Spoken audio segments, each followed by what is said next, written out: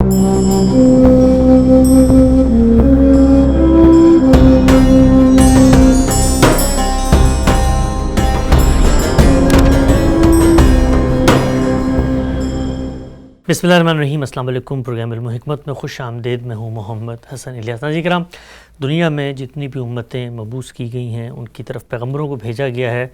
एक बड़ी ख़राबी जो किसी भी फ़लसफ़े को, इल्हाम को मानने वाले लोगों में पैदा हो जाती है कि जो कुछ अल्लाह ने उनके लिए रिचुअल्स मुकर्रर किए हैं वक्त गुज़रने के साथ साथ वो रिचुअल्स की हैसियत में जारी रहते हैं, लेकिन उनकी हकीकत नज़रों से फरामोश हो जाती है। यानी रस्म अज़ा तो रह जाती है, रूह बिलाली गुम हो जाती है। आज हमारी कोशिश होगी कि अभी ईद उल अज़हा गुज़री है, हम सब ने हज़ारों लाखों की तादाद में दुनिया भर में कुर्बानी की है। कुर्बानी एक रस्म बन चुकी है, हमारे यहाँ तो एक फ़ैशन बन चुकी है, हमने देखा है कि एक फेस्टिविटी बन चुकी है, लेकिन इसकी असल रूह क्या है इसको कुरान मजीद से समझने की कोशिश करेंगे और फिर ख़ुद रसूल पाक सल्लल्लाहु अलैहि वसल्लम ने अपनी हदीस के ज़ख़ीरे में इसको कैसे बयान किया, सब कुछ हमारे साथ आज ज़ेर बहस आएगा। हस्ब साबिक़ तशरीफ़ रखते हैं उस्ताद जनाब जावेद अहमद गामदी साहब। आगाज़ करते हैं। अस्सलाम वालेकुम गामदी साहब। वालेकुम अस्सलाम। आपसे बहुत शुक्रिया आपके वक्त का। कुरान मजीद की 2 आयात का मैंने इंतखाब किया है। उन दोनों आयात में गामदी साहब ने अपनी तफसीर अल बयान में कुछ मुख्तसर से तौज़ीही हवाशी निकात लिखे हैं, वो मैं बयान करूँगा और फिर हम आपसे समझेंगे। मेरे सामने सूरह हज की आयत नंबर 34 इरशाद फरमाया, हमने हर उम्मत के लिए कुर्बानी की इबादत मशरू की है ताकि अल्लाह ने जो मवाशी जानवर उनको बख्शे हैं उन पर वो अल्लाह का नाम लें और किसी और का ना लें। सो तुम्हारा माबूद एक ही माबूद है, तो अपने आप को उसी के हवाले करो और उसी के आगे झुके रहो और उन्हें खुशखबरी दो ए पैगम्बर जिनके दिल उसके आगे झुके हुए हैं। ये जब कहा गया कि कुर्बानी मशरू की गई है, इस पर गामदी साहब ने अपनी तफसीर में लिखा है कि इससे वाज़ेह है कि शराए इलाही में कुर्बानी एक कदीम तरीन इबादत है जो अल्लाह ताला ने ख़ास अपनी शुक्रगुजारी के लिए मशरू फरमाई। ये अगर गौर कीजिए तो परस्तिश का मुंतहा कमाल है। अपना और अपने जानवर का मुँह क़िबले की तरफ करके बिस्मिल्लाह अल्लाहु अकबर कहकर हम अपने जानवरों को क़याम या सजदे की हालत में इस एहसास के साथ अपने परवरदिगार की नज़र कर देते हैं कि दरहकीकत हम अपने आप को उसकी नज़र कर रहे हैं। यही नज़र इस्लाम की हकीकत है, इसलिए कि इस्लाम के मानी ही ये हैं कि सर इताअत झुका दिया जाए और आदमी अपनी अज़ीज़ से अज़ीज़ मता हत्ता कि अपनी जान भी अल्लाह के हवाले कर दे। कुर्बानी इसी हकीकत का अलामती इज़हार है। इस लिहाज से देखिए तो ये दरअसल अपना ज़बिया है जो जानवर के ज़बिये की सूरत में मुमस्सल होता है।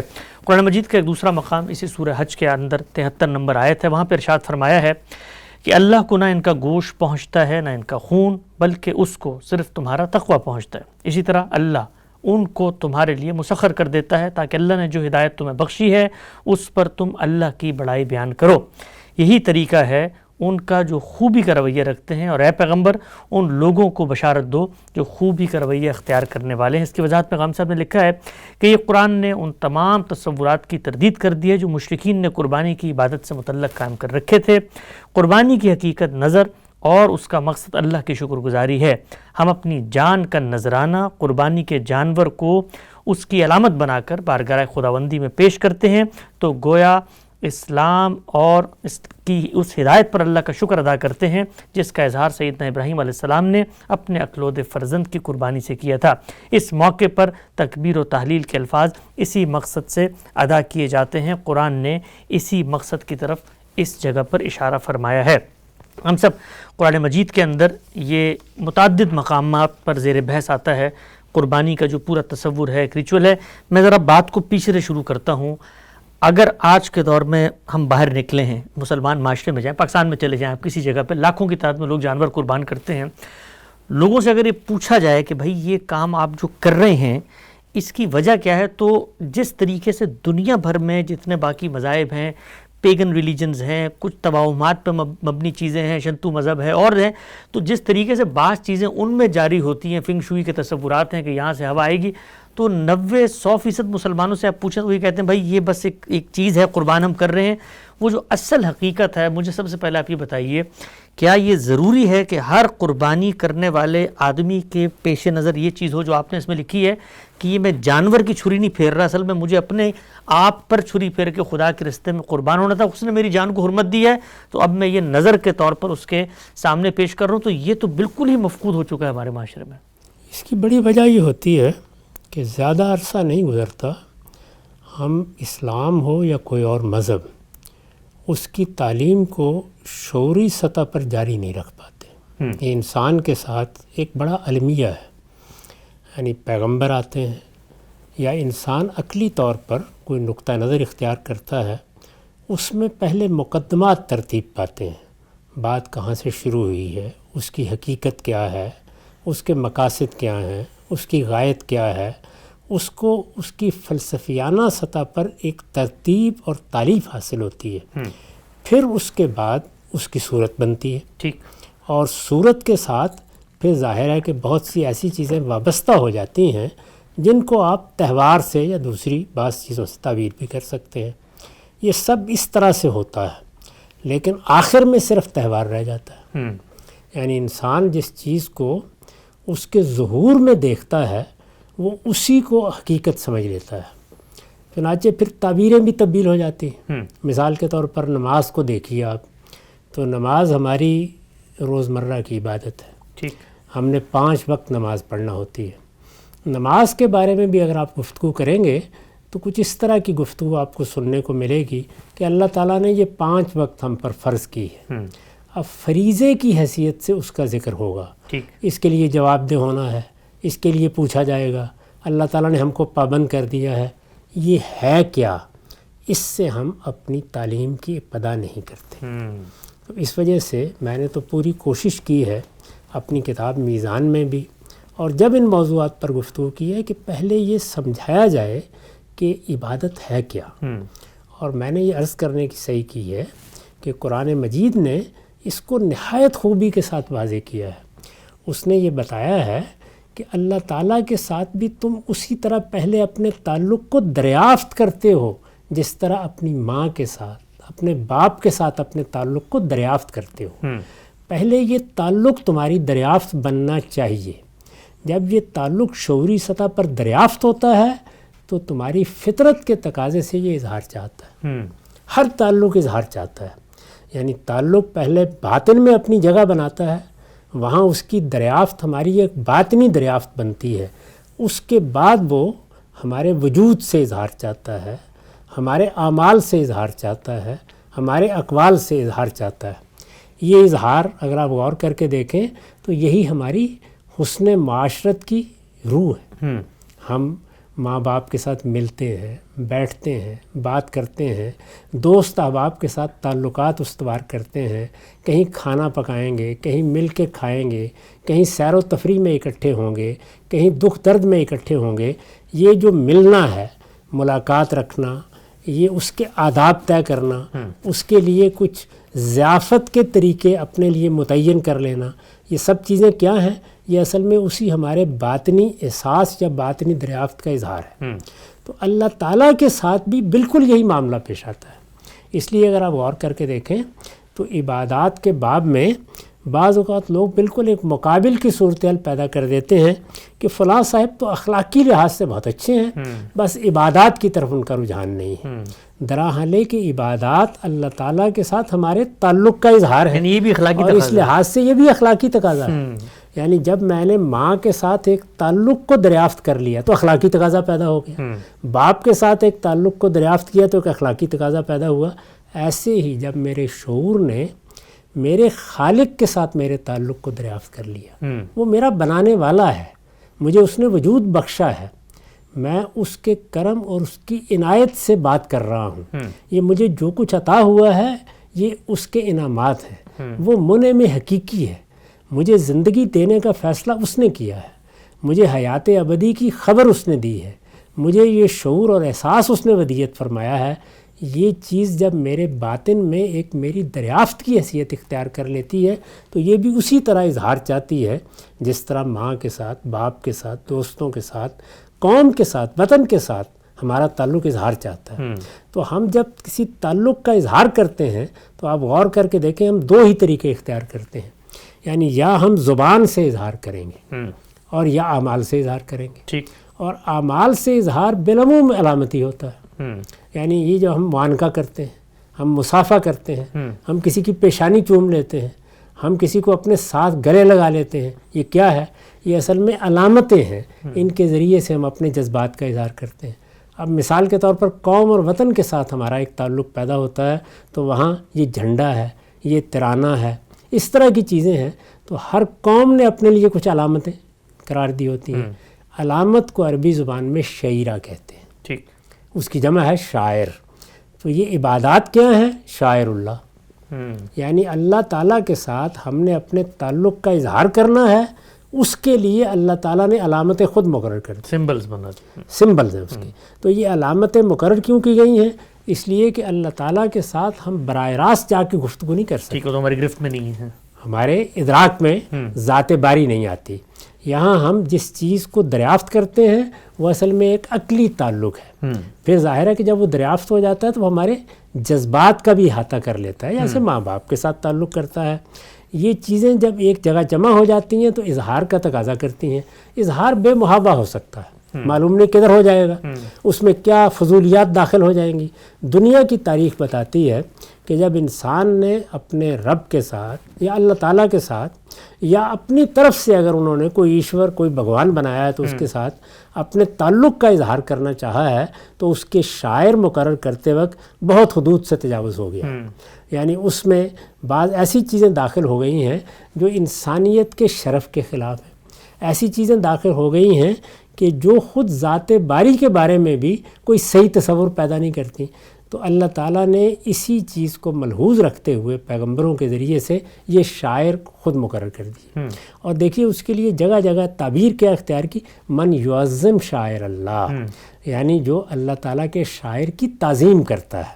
گویا اب یہ شاعر یا یہ علامتیں اللہ کی مقرر کردہ ہیں تو ہمارے دل میں ان کی عظمت بھی وہی ہونی چاہیے جو ذات باری کی عظمت ہے.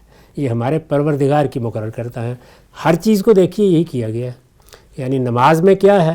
نماز میں یہ سجدہ، یہ رکوع، یہ قیام، یہ قعدہ، یہ دو زانو بیٹھ کر عرض نیاز کرنا، یہ کیا ہے؟ ذات باری کی بارگاہ میں حاضری کے احساس کو ہم نے ممثل کر لیا. یعنی گویا سامنے کوئی نہیں ہے لیکن ہم نے ایسی علامتیں مقرر کر لی ہیں جیسے ہمارا پروردگار ہمارے سامنے موجود ہے اور ہم اس کے سامنے دست بستہ کھڑے ہو گئے ہیں.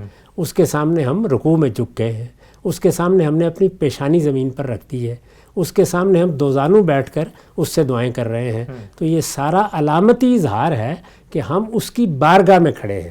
تو جب کسی کی بارگاہ میں کھڑے ہونے کے لیے آپ علامتیں مقرر کرتے ہیں تو وہ علامتیں پرستش کی علامتیں بن جاتی ہیں. تو نماز کیا ہے؟ پرستش. یہ اس کی علامتیں ہیں. روزہ اطاعت ہے. یعنی ذات باری کے ساتھ ہمارے تعلق کی جو دوسری جہت ہے وہ یہ ہے کہ وہ حکم دے گا. ہمارا مالک ہے، خالق ہے، اس کا حق ہے کہ وہ حکم دے. وہ عزیز و حکیم ہے، وہ حکم دے گا، ہم اس کی پیروی کریں گے. تو ہم اپنے آپ کو اس پیروی کا مجسم نمونہ بنا لیتے ہیں. گویا پیروی کی تجسیم ہو جاتی ہے جب ہم روزہ رکھتے ہیں. وہ بھی ایک عمل ہے جو ہم کرتے ہیں اور وہ عمل کیا؟ علامتی عمل ہے. یعنی ہم نے کھانے پینے پہ پابندی لگا لی، جنسی تعلق کو پورا کرنے پہ پابندی لگا لی. یہ پابندی نے کیا کیا؟ انہوں نے ایک ایسے عمل کو وجود بخش دیا جو اب اللہ تعالیٰ کا شعیرہ بن گیا ہے. گویا وہ عمل بتا رہا ہے کہ یہ خدا کے بندے خدا کے سامنے عاجزی کے ساتھ اس کے حکم کی پیروی کرنے کے لیے دست بستہ کھڑے ہو گئے. تو یہ صورتحال پیدا ہوئی. تو اسی طرح کی ایک چیز یعنی اللہ تعالیٰ کے ساتھ ہمارے تعلق کی ایک جہت وہ نظر ہے. یعنی میں اپنے پورے وجود کو اپنے پروردگار کی نظر کرنے کے لیے تیار ہوں.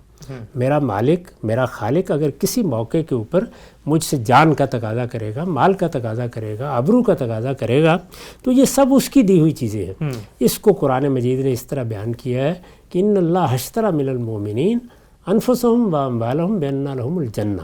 اللہ تعالیٰ نے اپنے بندوں سے ان کی جانیں اور ان کے مال خرید لیے ہیں. کس کے عوض خرید لیے ہیں؟ جنت کے عوض خرید لیے ہیں. گویا یہ سب میں نے بیچ دیا ہے، اپنے رب کو دے دیا ہے. تو اس کو اصطلاح میں نظر کہا جاتا ہے. اپنے آپ کو ہم بولتے ہیں نا کسی کے لیے نظر کر دینا، سپرد کر دینا. تو یہ گویا دوسرے کے نظر کر دینا ہے. یہ نظر ہے جو اصل میں اسلام کی حقیقت ہے. یعنی جب ہم کہتے ہیں اسلام تو اسلام کا مطلب ہے اپنے آپ کو ذات باری کے سپرد کر دینا. تو یہ نظر کی گویا حقیقت ہے جس کو ہم نے اپنے مذہب کے نام میں بھی ملحوظ رکھا ہے. یعنی اس دین کا نام بھی یہ بتاتا ہے کہ یہ انسان سے کیا تقاضا کر رہا ہے، سرنڈر اور سبمیشن کا تقاضا کر رہا ہے. تو یہ سرنڈر، یہ سبمیشن ہے جو اصل میں اسلام کی حقیقت ہے. اس حقیقت کو ہمارے شعور میں اترنا چاہیے.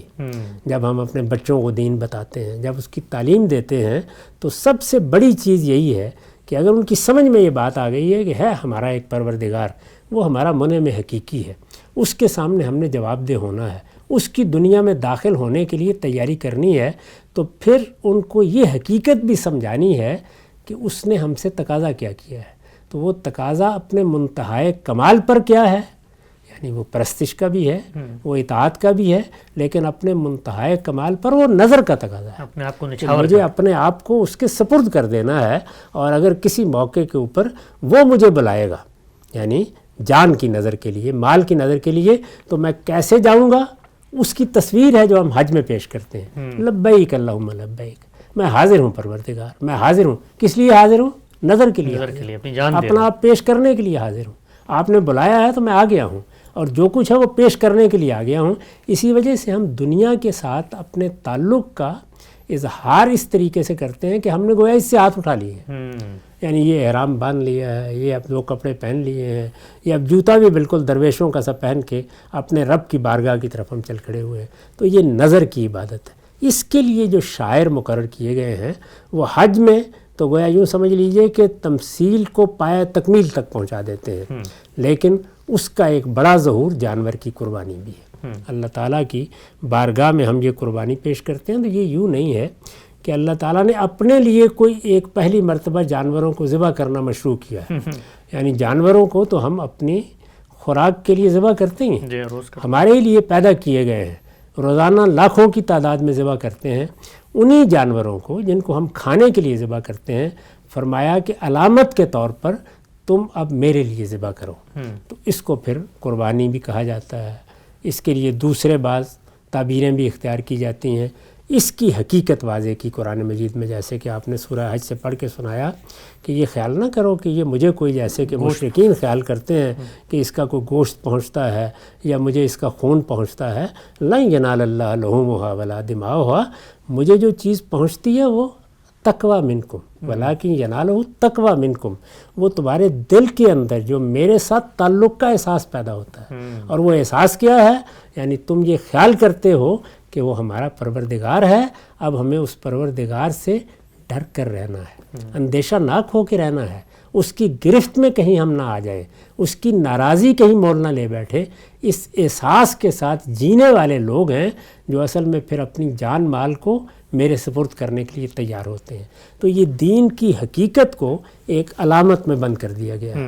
اس کو لوگ دائیں بائیں سے، کہیں یہ کہ غریبوں کو کھانا کھلانا ہے، کہیں یہ کہ لوگوں کو گوشت میسر آ جائے، یہ فوائد ہیں اس کے، وہ حاصل ہوتے رہتے ہیں. فوائد اصل چیز نہیں ہے، اس کی حقیقت کیا ہے؟ تو اس کی حقیقت اپنے آپ کو پروردگار کی نظر کر دینا ہے. یہی حقیقت ہے قربانی کی، یہی حقیقت ہے عمرے کی، یہی حقیقت ہے حج کی. حج میں یہ سارے ریچولز یا یہ تمام شاعر یہ ایک جامع تعبیر بن جاتے ہیں کہ فی الواقع ہم شیطان کے خلاف میدان جنگ میں اترے ہیں اور ہم نے اپنے رب کی صفوں میں اپنے آپ کو پیش کر دیا ہے. ہم اب حزب اللہ ہیں اور حزب الشیطان کے مقابلے میں میدان جنگ میں آ گئے ہیں. تو وہاں یہ تمثیل پوری تمثیل کی صورت اختیار کرتی ہے اور باقی چیزوں میں اس کے اجزاء بکھیر دیے گئے ہیں. یہی چیز تکبیرات میں نمایاں ہوتی ہے. تو دونوں چیزوں کو میں نے واضح کیا ہے کہ ایک یہ کہ ہر چیز کی حقیقت سمجھی جائے. اس کی حقیقت کیا ہے؟ وہ نظر ہے. اس کا مقصد کیا ہے؟ یعنی کیوں میں اپنے آپ کو، تاکہ میں اس بات کا اظہار کروں کہ میرے پروردگار نے ہی سب کچھ مجھے دیا ہے، یہ جان مال اسی کا دیا ہوا ہے. میں اس کی شکر گزاری کے جذبے سے سرشار ہو کر، یعنی کسی مصیبت میں پڑھ کر نہیں، تون و کرن نہیں، اپنی خوشی کے ساتھ پیش کرنے کے لیے حاضر ہو گیا ہوں.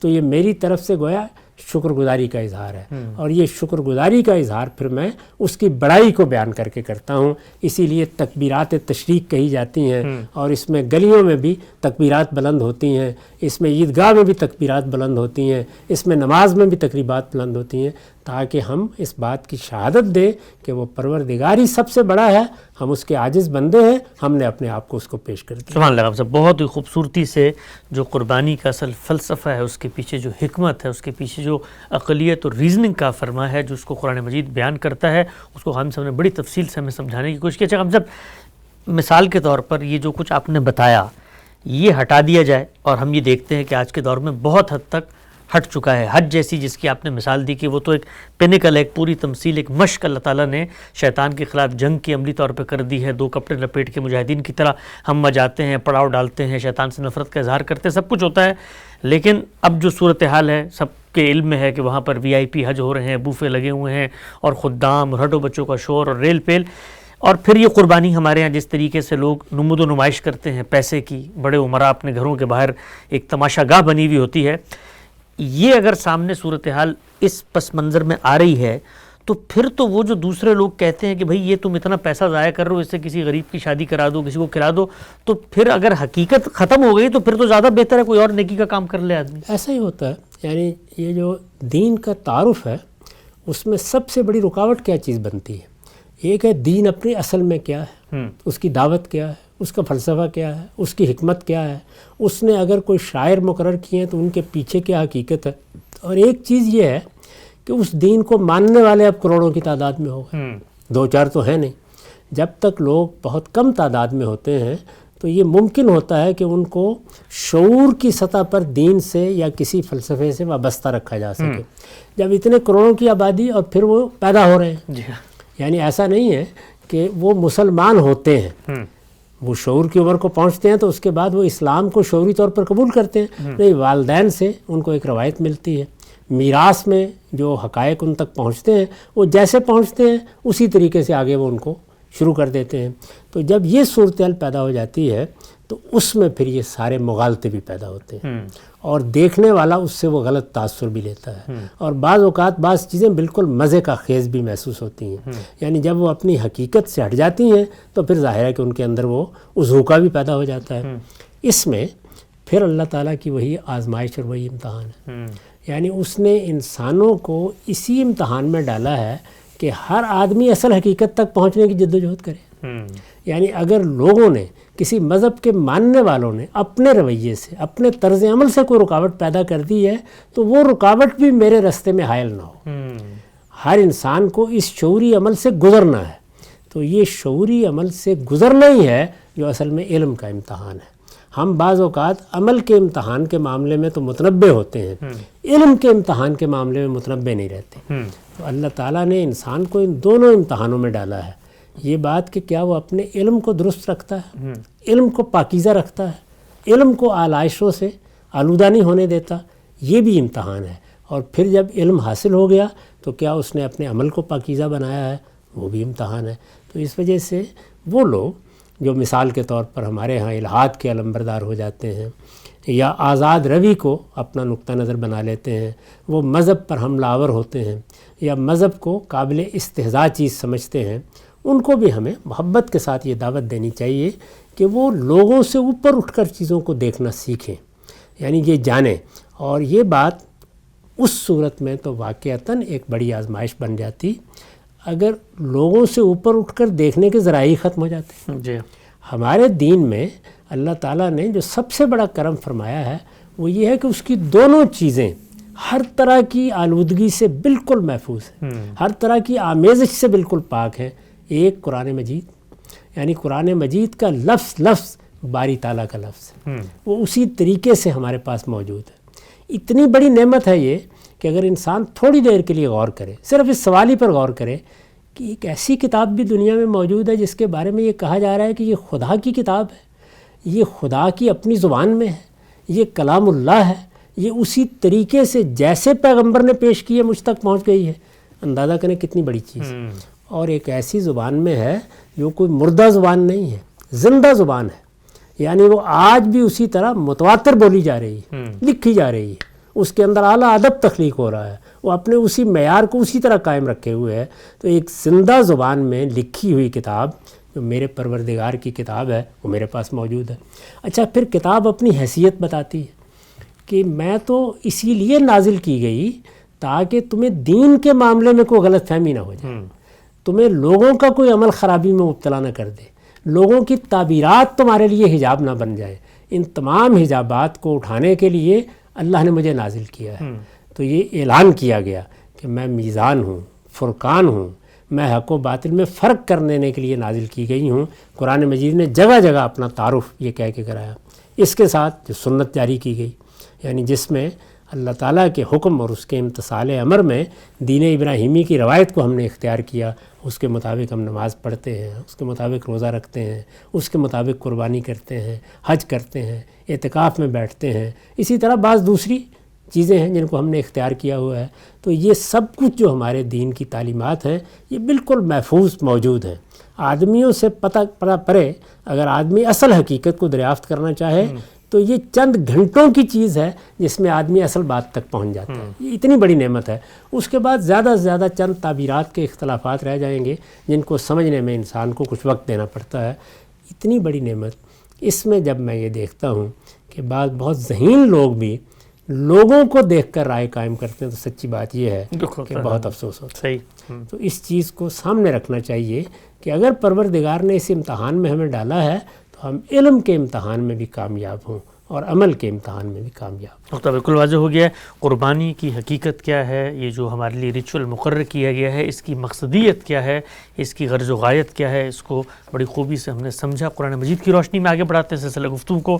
میرے سامنے کچھ روایات ہیں رسول اللہ صلی اللہ علیہ وسلم کی نسبت سے آپ نے دین کی شرح و وضاحت فرمائی، تفہیم و تبیین فرمائی۔ ام المومنین سیدہ عائشہ رضی اللہ تعالیٰ عنہ کہتی ہیں کہ رسول اللہ صلی اللہ علیہ وسلم نے فرمایا، قربانی کے دن اللہ کے نزدیک آدمی کا سب سے محبوب عمل خون بہانا ہے۔ قیامت کے دن قربانی کے جانور اپنے سینگوں، بھالوں اور کھروں کے ساتھ آئیں گے۔ قربانی کا خون زمین پر گرنے سے پہلے قبولیت کا درجہ حاصل کر لیتا ہے، اس لیے خوش دلی کے ساتھ قربانی کیا کرو۔ سنن ترمذی کی یہ روایت ہے، 1493 نمبر۔ یہ جو ہم سے بات فرمائی ہے کہ جو کچھ ہم کر رہے ہیں اس وقت تو وہ جانور ظاہری بات ہے ذبح کرتے ہیں، اس کے بعد کھا پکا کے ختم ہو جاتا ہے، لیکن جو رسول اللہ صلی اللہ علیہ وسلم بتا رہے ہیں کہ نہیں، قیامت میں یہ پھر گواہی دے گا جانور کہ میں اللہ کے لیے قربان ہوا تھا۔ اس لیے کہ سب سے بڑی عبادت کی آپ نے، سب سے بڑی عبادت، نظر کی عبادت۔ تو یہ جانور تو گویا مجسم ہو گیا ہمارے لیے۔ تو اس کے نتیجے میں ہم جب قیامت میں اٹھیں گے تو وہاں سب سے بڑی خواہش کیا ہوگی؟ وہ یہ کامیاب ہو جائے، باری تعالیٰ ہماری قربانیوں کو قبول فرما لے۔ تو یہ قربانیوں کو قبول فرما لے کیا ہے؟ یعنی یہ کہ خون ہم نے بہایا تھا وہ قربان کرنے کے لیے وہ قبول ہو جائے، گوشت بھیجا تھا وہ قبول ہو جائے، نہیں، وہ چیز قبول ہو جائے جو ہمارے باطن کے اندر پیدا ہوئی۔ وہ کیا تھا؟ شکر گزاری کا احساس۔ یہ احساس کہ وہ منعم حقیقی ہے، یہ میرا وجود اس کا بخشا ہوا ہے، میں اس کی نعمتوں کی قدر کرتا ہوں اور اس کے لیے اپنی اس جان مال کو کوئی چیز نہیں سمجھتا۔ وہ جب مجھ سے مانگے گا میں پیش کر دوں گا۔ یہ پیش کرنے کا عمل ہم نے ہر سال ایک علامت کے طور پر کیا اور اس احساس کے ساتھ کیا۔ تو یہاں جو بات کہی گئی ہے وہ یہ ہے کہ اگر تو یہ محض ایک تہوار بن گیا، آپ نے اس تہوار میں کچھ تھوڑا بہت جو کچھ کرنا تھا کر کے دکھا دیا، تو پھر تو یہ ظاہر ہے۔ اس کے باطن کو، اس کی حقیقت کو اگر انسان نے سمجھ لیا ہے تو پھر یہ بہت بڑے نتیجے کے ساتھ قیامت میں سامنے آ جائے گا۔ یعنی پھر یہ محض خون نہیں ہوگا جو بہا ہے، در حقیقت یہ ہمارے پورے وجود کے لیے سرخروئی کا پیغام بن جائے گا۔ تو اس سرخروئی کے پیغام کو سامنے رکھ کر یہ قربانی کا عمل انجام دینا چاہیے۔ نقطہ بالکل واضح ہوا۔ آگے بڑھاتے ہیں۔ زید بن ارقم رضی اللہ تعالیٰ عنہ کی روایت ہے، کہتے ہیں کہ رسول اللہ کے صحابہ نے عرض کیا، اللہ کے رسول، ان قربانیوں کی کیا حقیقت ہے؟ آپ صلی اللہ علیہ وسلم نے فرمایا، تمہارے والد ابراہیم علیہ السلام کی سنت ہے۔ لوگوں نے عرض کیا تو ہم کو اس سے پہلے کیا ملے گا؟ آپ صلی اللہ علیہ وسلم نے فرمایا، ہر بال کے بدلے ایک نیکی ملے گی۔ لوگوں نے عرض کیا اور بھیڑ میں اللہ کے رسول؟ آپ نے فرمایا بھیڑ میں بھی ہر بال کے بدلے ایک نیکی ملے گی۔ تو یہ جو قربانی کا جانور ہم ذبح کر رہے ہیں، تو اس میں رسول اللہ صلی اللہ علیہ وسلم صحابہ کا جو مکالمہ ہوا ہے کہ اس میں مطلب ہمیں آخر میں کیا ملے گا؟ تو آپ نے فرمایا ہے کہ جتنے جانور بال پر لاکھوں کی تعداد میں بال ہوتے ہیں، تو کہا کہ اس کا اجر، اس کی نیکی اتنی ہے کہ ایک ایک بال کے بدلے اللہ تمہیں پھر اس میں بدلہ دیں گے۔ اور اس میں اور ایک پہلو جو ہے وہ یہ ہے کہ یہ پھر نفل عبادت بنا دی گئی۔ یعنی اس میں وہ چیز نہیں رکھی گئی کہ ایک فرض ہے تم نے ادا کرنا ہے، تعاون و کرم، یہ نفل عبادت ہے۔ اور نفل عبادت انسان کے لیے درجات کی بلندی کا ذریعہ بنتی ہے، خود کرتا ہے. یہ بات قرآن سے بھی معلوم ہوتی ہے. یہ بات اس روایت میں بھی بیان ہوئی ہے جس میں یہ بیان کیا گیا کہ تقرب بالنوافل ہے جو اصل میں انسان کو بلندی عطا کرتا ہے. ایک تو یہ نا کہ اللہ تعالیٰ جہنم سے بچا لے، وہاں ہم سرخرو ہو جائیں، وہاں ہم رسوا نہ ہوں، وہاں پروردگار کی طرف سے پہلے ہی مرحلے پر یہ بشارت مل جائے کہ تمہارے لیے جنت ہے. تو جنت میں داخلے کا دروازہ کھل گیا. یہ دروازہ کھلنے کے بعد اب اس میں درجات ہیں، اس میں بلندیاں ہیں. وہ بھی ایک پوری دنیا ہے. وہ دنیا کوئی معمولی دنیا نہیں ہے، وہ ابدی دنیا ہے. اب یہاں مثال کے طور پر دیکھیے نا کہ اگر ایک آدمی اس روایت کو سنے اور اس میں یہ الفاظ دیکھے کہ بال کے برابر، بال لاکھوں کی تعداد میں ہے، تو بظاہر لاکھوں کی تعداد میں اس کو تھوڑی سی مزے کا خیز سی بات لگتی ہے کہ اتنی نیکیاں. لیکن اگر آپ جنت کے حوالے سے دیکھیں، ابدی زندگی جس کے دن کبھی ختم ہی نہیں ہونا. اچھا صحیح. جس میں نیکیوں نے ہر 2 دن کے بعد ہمارے لیے نئی دنیا پیدا کر دینی ہے. ہر دوسرے دن ہمارے لیے ایک نئی دنیا، ہر دوسرے دن ایک نئی دنیا. تو جس کی تصویر قرآن نے یہ کھینچی ہے کہ جب تمہارے سامنے کوئی چیز آئے گی تو تم یہ کہو گے اچھا یہ تو پہلے ہی کی طرح ہے، لیکن وہ حقیقت میں نئی ہوگی. تو جہاں ہر ملنے والی چیز نئی ہوتی چلی جائے گی، اپنے ذائقے میں نئی، اپنی تصویر میں نئی، اپنی صفات میں نئی، اپنے نتائج میں نئی، اپنی غایت میں نئی، تو وہاں تو یہ کچھ چیز ہی نہیں ہے جو ہم نیکیاں پیش کریں گے. تو اللہ تعالیٰ کی وہ بے پناہ رحمت ہے جس کا ایک تصور اس میں رسالت مآب نے دلایا ہے. انسان کا معاملہ یہ ہے کہ وہ ہر لحاظ سے اس صلے کے ساتھ اپنے آپ کو متعلق محسوس کرتا ہے. تو اس میں پھر اس طرح کی تعبیرات کے ذریعے سے اس کو یہ سمجھایا جاتا ہے کہ دیکھو کتنی بڑی چیز ہے. اور اس میں خاص طور پر اس روایت میں آپ دیکھیے ذکر کیا گیا ہے سیدنا ابراہیم علیہ السلام کا. یعنی سیدنا ابراہیم علیہ السلام سے مانگا کیا گیا تھا؟ اللہ تعالیٰ نے جب ان کے ذریعے سے اپنے گھر کی دوبارہ تعمیر کی، مسجد حرام کی مسجد بنائی گئی، وہ مسجد جو ہمارے لیے اب حج کا مرکز ہے، جس کو مسلمانوں کی نمازوں کا قبلہ قرار دیا گیا ہے، وہ مسجد ان کی تعمیر کردہ ہے. جب وہ تعمیر ہو گئی تو ان سے تقاضا کیا گیا کہ اب اس کی تولیت کے لیے، اس کے معاملات کو دیکھنے کے لیے، اس کی نگہداشت کے لیے تمہارے بیٹے کی قربانی طلب کی جا رہی ہے. یعنی یہ بیٹا اب اس کے لیے وقف کر دو. تو یہ گویا کیا تھا؟ ابراہیم کے وجود سے اس کے وجود کا ایک حصہ مانگ لیا گیا. یعنی جس طرح کی اولاد لخت جگر ہوتی ہے تو یہ مانگ لیا گیا کہ اس کو میرے لیے وقف کر دو. اس کو اس طریقے سے پیش کیا گیا کہ ابراہیم علیہ السلام کے سامنے ایک دو راہ آ گیا. وہ تعبیر کریں اس خواب کی یا جو کچھ اس میں کہا ہے بیان اس پر عمل کریں. تو انہوں نے نہایت غیر معمولی فیصلہ کیا اور بالکل درست فیصلہ کیا، اسلام کی روح کو سامنے رکھ کے فیصلہ کیا کہ میں اس خواب پر بیان ہی عمل کروں گا. اس کا فائدہ کیا ہوگا؟ اگر میرے پروردگار نے یہی چاہا ہے تو پورا ہو گیا، اور اگر اس سے کوئی کمتر چیز ہے تو وہ بتا دے گا. تو اس طریقے سے وہ آخری درجے میں کامیاب ہوئے. اب وہ کامیابی ان کی جو ہے وہ گویا علامت بن گئی کہ جس کے بعد پھر یہ قربانی کی جو عبادت ہے یہ اتنے بڑے پیمانے پر جاری کر دی ہے کہ لوگ جہاں جہاں ہیں، دنیا کے جس خطے میں ہیں، وہاں پر وہ اسی طریقے سے قربانیاں کریں. اس سے پہلے بھی قربانی کی عبادت تھی لیکن وہ عام طور پر معبد میں جا کے کی جاتی تھی، جیسے کہ بنی اسرائیل کے ہاں بھی ہے. تو اس قربانی کی عبادت کو دنیا میں پھیلا دیا گیا. اس کو قرآن مجید نے اس طرح بیان کیا ہے وَفَدَيْنَاهُ بِذَبْحٍ عَظِيمٍ، یعنی ہم نے پھر ایک عظیم قربانی کی صورت میں اس کی یہ صورت متعین کر. نقطہ واضح ہوا. ایک اور روایت ہم سے میرے سامنے ابن ماجہ کی روایت ہے. ابو ہریرہ رضی اللہ تعالیٰ عنہ کہتے ہیں کہ رسول اللہ صلی اللہ علیہ وسلم نے فرمایا جس شخص کو قربانی کی وسعت ہو اور وہ قربانی نہ کرے تو وہ ہماری عیدگاہ کے قریب نہ پھٹکے. یہ ہم سب کچھ روایت لوگوں نے عام طور پہ اس کو مس انڈرسٹینڈ بھی کیا ہے اور اس سے کوئی فرضیت اور وجوبیت کی بھی چیزیں نکالی ہیں اور پھر نصابات بھی مقرر کیے ہیں. اصل مراد کیا ہے اس روایت سے؟ یہ فرضیت کو نہیں، یہ اہمیت کو بیان کر رہی ہے. یعنی اس عبادت کی اہمیت ایک مسلمان کے دل میں کیا ہونی چاہیے. ایک شخص کے ہاں وسعت بھی ہے، وہ قربانی کر بھی سکتا ہے، کوئی معنی بھی نہیں ہے، کوئی اس طرح کی رکاوٹ بھی نہیں جیسے رکاوٹیں آج کے زمانے میں بعض جگہ پر پیدا بھی ہو جاتی ہیں. اس کے بعد بھی اس کو پرواہ نہیں ہے. یہ بالکل وہی اسلوب ہے جو حج میں اختیار کیا ہے کہ اگر کسی آدمی کو یہ آواز سننے کے بعد کہ میرے پروردگار نے بلایا ہے، زندگی میں ایک بار مجھے لبیک لبیک کہتے ہوئے وہاں حاضر ہونا ہے، اس نے اس کی پرواہ نہیں کی ہے تو واللہ غنی عن العالمین. وہی بات ہے جو یہودیوں کے مرے. تو یہ در حقیقت بڑی عبادت ہے. تو ایک چیز یہ ہے کہ آپ اسے فرض قرار دے دیں، نہیں ایسا نہیں کیا گیا، پھر تو لوگوں کو کرنا ہی پڑتی. یعنی اگر وہ مسلمان ہے تو جیسے نماز پڑھنا ہے اسی طرح سے وہ پڑھتے، اور اگر ایسا نہ ہوتا تو ظاہر اپنے آپ کو مجرم بھی سمجھتے.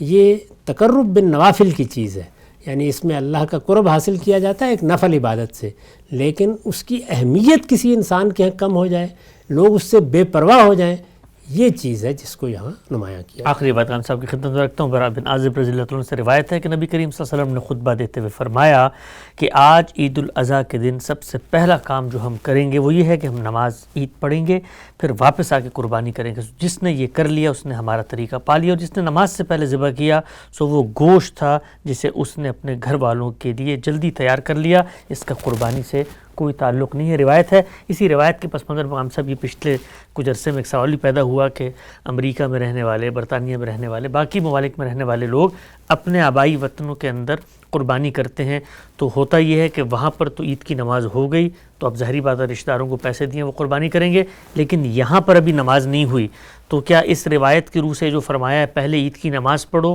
پھر قربانی کرو، تو کیا ان کی وہ قربانی پاکستان وغیرہ میں ہو جائے گی؟ یقیناً اس کی وجہ یہ ہے کہ اللہ تعالیٰ کے دین کے احکام جہاں آپ موجود ہوتے ہیں وہاں کے لحاظ سے ہی ہوں گے۔ ٹھیک، آج کل کے زمانے میں تو یہ آسان ہو گیا ہے کہ اب آپ چاہیں تو پوری دنیا میں سب کچھ ایک ہی دن کر سکتے ہیں، لیکن یہ تو آج کل ہوا ہے۔ ٹھیک، یعنی اب ہمارے پاس وہ آلات ہیں، وہ ذرائع پیدا ہو گئے ہیں جس سے دنیا بھر میں اطلاع پہنچائی جا سکتی ہے۔ اس سے پہلے تو ایسا نہیں تھا، تو اپنی اپنی جگہ پر لوگ جو اللہ تعالیٰ نے آثار پیدا کیے ہیں ان کو سامنے رکھ کر اس کا تعین کرتے تھے۔ چاند دیکھنا ہے اس کے لحاظ سے مہینے کی تعین کرنی ہے، اس کے سوا کوئی اور راستہ ہی نہیں تھا۔ اگر چاند نظر نہیں آیا تو 30 دن پورے کرنے ہیں، اور اس طریقے سے گویا جو علم کے ذرائع تھے ان کو پیش نظر رکھ کے بعد اوقات 3-3 4-4 میل کے فاصلے پر لوگوں کی رائے مختلف ہو جاتی تھی۔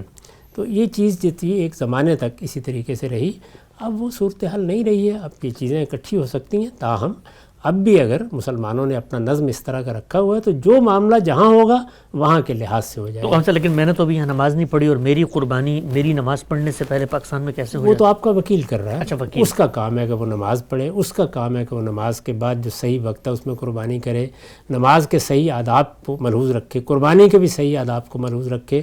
اب اصل میں وہ آپ کے قائم مقام کے طور پر یہ کام انجام دے رہا ہے۔ ایک نقطہ بالکل واضح ہو گیا، گویا ایسا کرنا بالکل جائز ہے۔ وقت ہمارا یہاں پہ ختم ہوتا ہے۔ آج کے پروگرام میں ہم نے کوشش کی کہ قربانی کی اصل روح، اس عبادت کی اصل مقصدیت اور اس مشروع عمل کے پیچھے جو کار فرما حکمت ہے، علت ہے، غرض و غایت ہے، سبب ہے، اس سب کو ہم جانیں اللہ تعالیٰ ہم سے چاہتا کیا ہے، اور یہ بہت ضروری ہے۔ اس وقت مسلمان کروڑوں کی تعداد میں سرمایہ بھی خرچ کرتے ہیں اور اللہ کے اس اذن پر لبیک بھی کہتے ہیں، لیکن حقیقت سے غافل ہیں۔